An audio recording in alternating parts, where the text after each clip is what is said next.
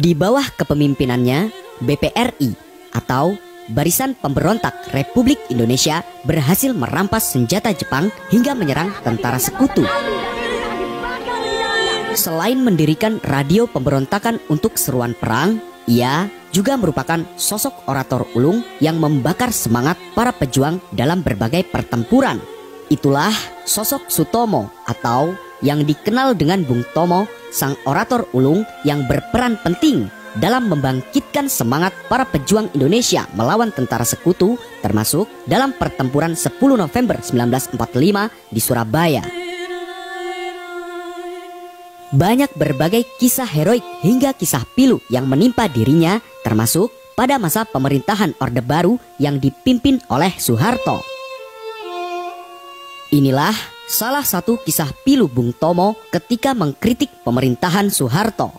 Kritikan pedas Bung Tomo inilah yang mengakibatkan dia harus merasakan pahitnya jeruji besi dengan berbagai ancaman tanpa proses peradilan.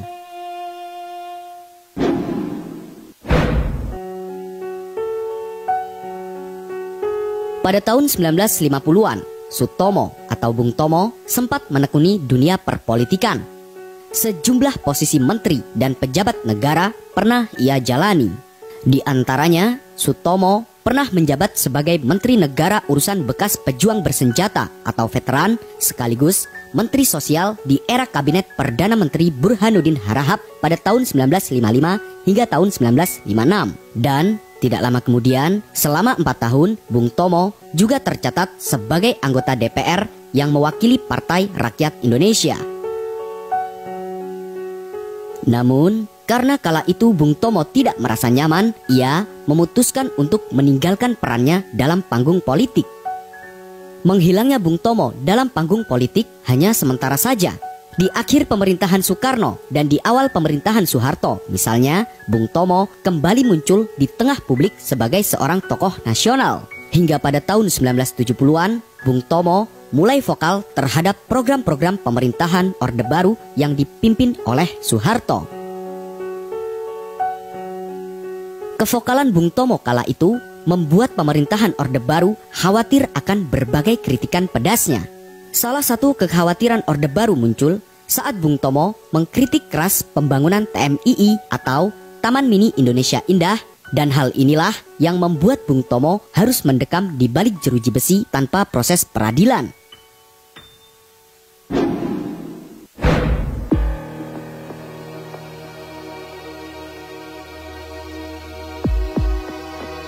April 1975, ketika TMII atau Taman Mini Indonesia Indah resmi beroperasi, menuai banyak kritikan dari berbagai pihak karena kala itu beredar informasi bahwa pembangunan TMII yang dicetuskan istri Presiden Soeharto, Siti Hartinah ini dianggap sebagai pemborosan anggaran negara.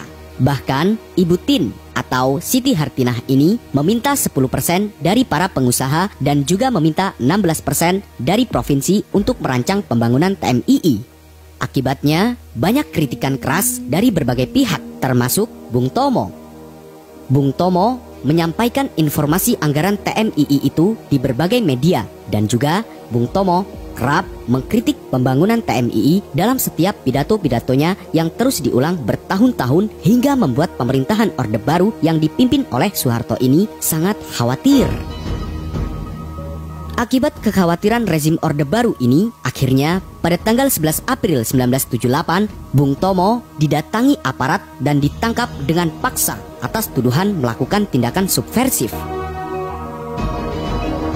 Ia dikerangkeng tanpa proses pengadilan di penjara Nirbaya, Pondok Gede, Jakarta. Selama di dalam penjara, layaknya makanan sehari-hari dalam penjara, Bung Tomo kerap menuai berbagai interogasi dan ancaman dari aparat.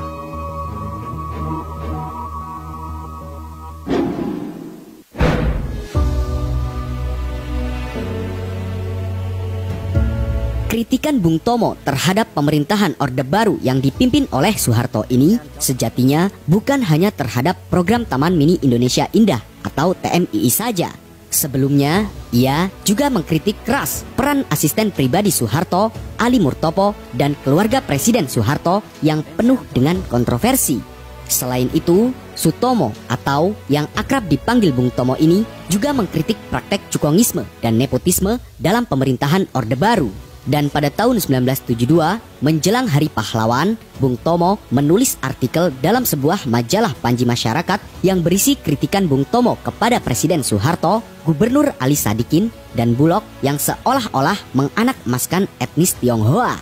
Majalah ini memuat wawancara dengan Bung Tomo dengan judul Bung Tomo menggugat pengorbanan pahlawan kemerdekaan dan semangat 10 November 1945 telah dihianati.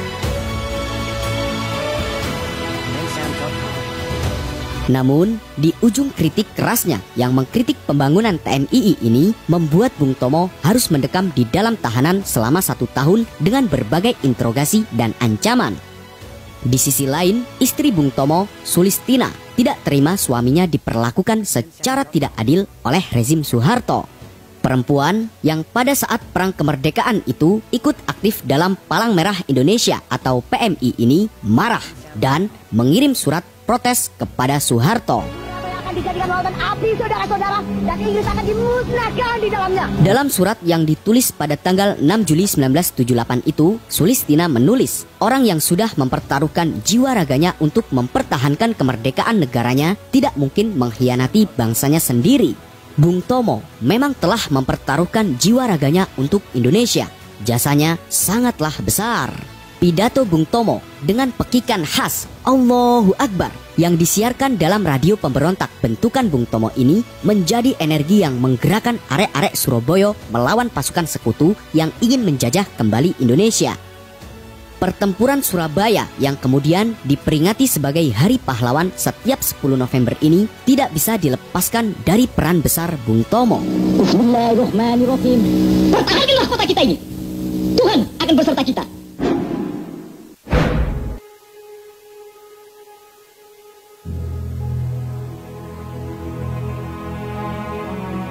Karena berbagai protes dari istrinya, akhirnya Bung Tomo dibebaskan dari penjara.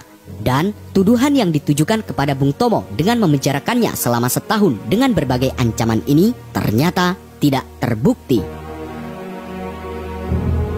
Sekeluarnya dari penjara, sebagaimana yang termaktub dalam buku Romantisme Bung Tomo, kumpulan surat dan dokumen pribadi pejuang revolusi kemerdekaan, Bung Tomo sempat bilang kepada istrinya bahwa pemenjaraan dirinya ini Bung Tomo menganggap sebagai resiko perjuangan. Resiko seorang angkatan 45 yang ingin membela nama baik angkatan 45-nya dan ingin membela nama baik TNI yang ia pernah ikut mendirikannya. Bung Tomo pun tidak mendendam. Untuk semua itu, untuk tanah air tiada pengorbanan yang terlalu besar. Itulah pendirian saya. Setahun setelah keluarnya dari penjara, Bung Tomo lebih mencurahkan perhatiannya untuk merawat dan mendidik keempat anaknya. Dan pada tanggal 7 Oktober 1981, Sutomo atau Bung Tomo menghembuskan nafas terakhirnya dengan tenang saat tengah menunaikan ibadah haji di Padang Arafah, Arab Saudi. Sosok orator ulung ini kini telah pergi dan dengan